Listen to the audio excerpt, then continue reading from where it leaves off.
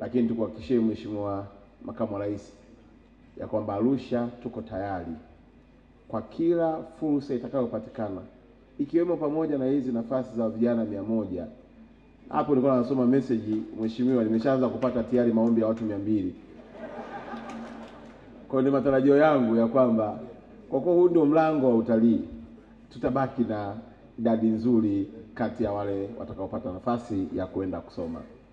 Nimalizie kwa kuwaomba tena msisite kuja Arusha.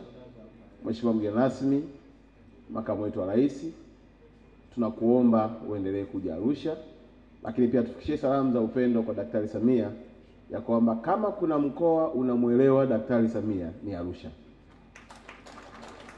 Na huku hatupendi watu bila kuwa na mpango. Huku tunapenda watu wanaotuletea pesa. Kwa kuwa yeye ametuletea pesa nyingi na tunaendelea kuona mafanikio makubwa, tunamwahidi kumpa ushirikiano, kumpa sapoti, kumwombea, na zaidi ya yote 2025 mwezi wa 10 kuna uchaguzi.